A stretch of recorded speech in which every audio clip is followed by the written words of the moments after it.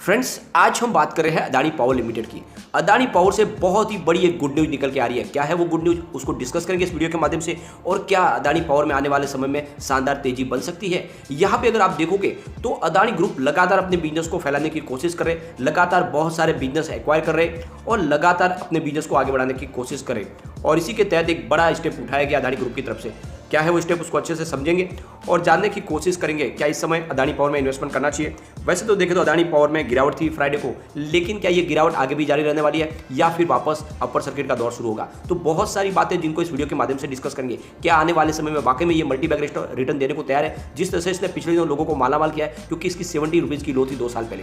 अभी आप देखोगे तो स्टॉक करीब 300 के आसपास है, तो बहुत ही बेहतरीन रिटर्न मिल चुका है। तो क्या वैसी ही संभावना आगे बनने वाली है, इन सारी बातों को जानेंगे इस वीडियो के माध्यम से। लेकिन फ्रेंड, उससे पहले अगर आप पहली बार हमारे चैनल पे आए तो चैनल को सब्सक्राइब कर दीजिए, एक बेल आइकन दबा दीजिए ताकि जब भी नया वीडियो बने पहला नोटिफिकेशन आपको मिले।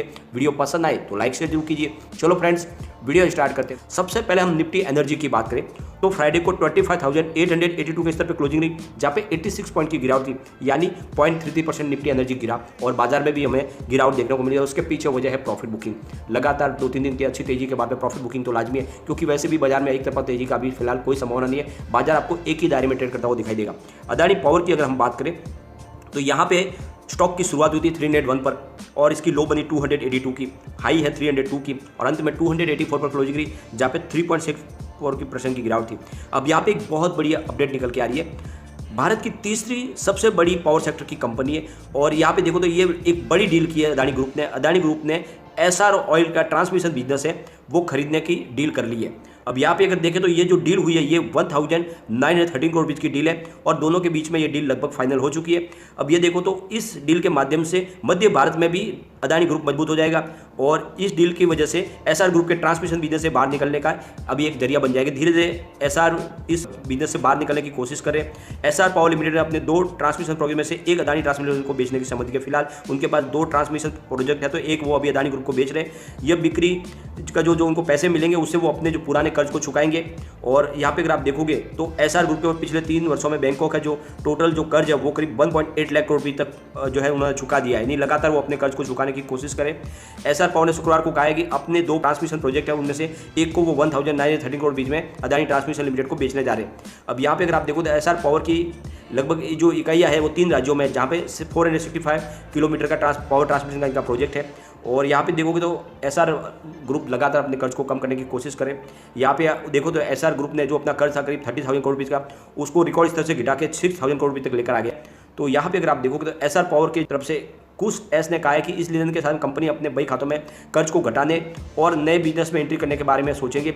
और आने वाले समय में एसआर की जो हमारी जो इस समय जो हमारी क्षमता है वो करीब कनाडा के 4 पावर प्लांट है जिसमें 2070 मेगावाट की बिजली की क्षमता है, उसको नवीनीकरण करने की कोशिश करेंगे और इस पैसे का इस्तेमाल हम अपने कर्ज को चुकाने में करेंगे। तो एक बड़ा निर्णय लिया गया है।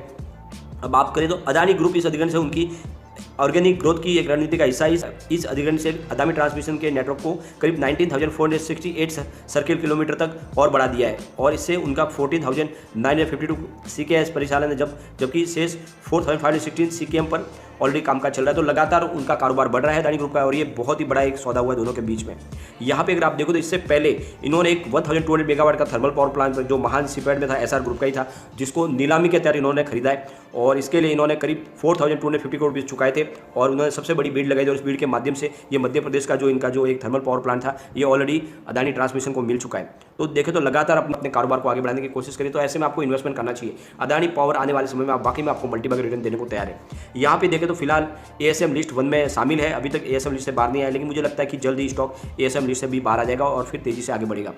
अगर देखें तो कंपनी का कारोबार लगातार अच्छा बन रहा है। इनके रेवेन्यू को देखें तो 2018 में कंपनी का जो रेवेन्यू था वो 20,304 करोड़ का था और 2019 में वो रेवेन्यू बढ़कर 23,884 करोड़ तक पहुंच गया।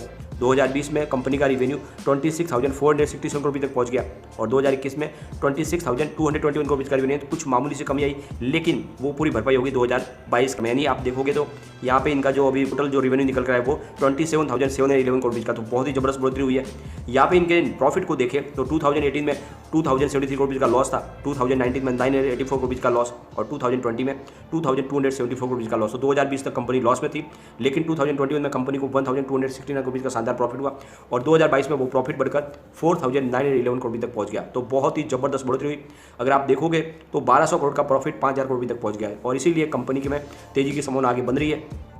यहाँ पे अगर आप देखो इसकी परफॉर्मेंस तो 70 रुपीज़ का 52 वीक का लो है, 344 52 वीक का आई है फिलहाल स्टॉक, 284 के आसपास है, तो बिल्कुल एंट्री करनी चाहिए, काफ़ी अच्छा स्टॉक लग रहा है। यहाँ पे अगर आप देखोगे तो कम्युनिटी सेंटीमेंट भी स्टॉक के साथ बना हुआ है, 92% बाइक की कॉल है, 5% सेल की कॉल है, 3% होल्ड की कॉल है। तो यहाँ पे आप देखोगे तो 100 में से कम आप देखो 95% लोग इसको लेना पसंद कर रहे हैं। एक बार अब इसके पिवट लेवल को भी चेक कर लेते हैं। तो यहाँ से अगर गिरावट होती है तो 276 का फर्स्ट सपोर्ट है, ये सपोर्ट टूटा तो 268 तक स्टॉक जाएगा और नीचे गया तो 255 तक जा सकता है। लेकिन अगर पॉजिटिव माहौल बना तो 297 का फर्स्ट रेजिस्टेंस है, इसको ब्रेक किया तो 310 तक स्टॉक जाएगा और ऊपर गया तो फिर 318 तक जा सकता है। तो बिल्कुल निवेश करें। और वैसे भी गवर्नमेंट ने थर्मल पावर प्लांट को परमिशन देनी शुरू कर दी है, क्योंकि इस समय जो बिजली की खपत हो रही है उसको पूरा ग्रीन एनर्जी के माध्यम से नहीं हो सकता। तो ऐसे में थर्मल पावर प्लांट के लिए और नई परमिशन मिल रही है, मतलब जो इनका थर्मल पावर प्लांट का बिजनेस है वो भी आगे बढ़ता रहेगा, रुकने की फिलहाल कोई संभावना नहीं। दूसरी तरफ देखें तो गवर्नमेंट ने CIL को कहा है कि वो कोल इंपोर्ट करे, ये 2015 के बाद पहली बार निर्णय लिया गया है। तो बाहर से कोल आएगा, जिस तरह से अब फिलहाल जितने भी पावर प्लांट है उनको कोल की कोई शॉर्टेज नहीं हो पाएगी, तो बिजनेस आगे तेजी से बढ़ेगा।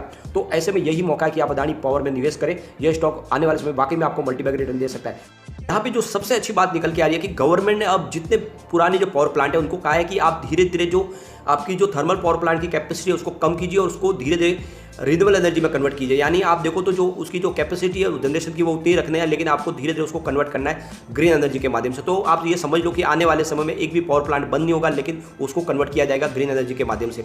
तो इनका बिजनेस ऐसे ही जारी रहने वाला है। और लगातार आप देखो तो Adani power already solar power के ऊपर भी कंपनी काम कर रही है, उनका सोलर प्रोजेक्ट भी है।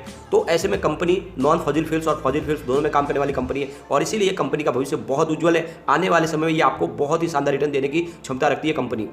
कम से कम आप इसको 3 साल के लिए होल्ड कीजिए, ये आराम से 1000 को टच कर सकता है। और अगर आपका नजरिया 5 साल का है तो मुझे लगता है ये स्टॉक भी 1500 को क्रॉस कर सकता है। तो बिल्कुल इन्वेस्टमेंट करें, आने वाले समय आपको बहुत ही शानदार रिटर्न मिलेगा। लेकिन फ्रेंड, कोई भी इन्वेस्टमेंट करने से पहले अपने फाइनेंशियल एडवाइजर से बात ले ले या अपना खुद का रिसर्च करें, क्योंकि मैंने वीडियो आपके एजुकेशनल पर्पज के लिए ही बनाया। वीडियो पसंद आए तो लाइक शेयर जरूर कीजिए और चैनल को सब्सक्राइब कर दीजिए। Thank you.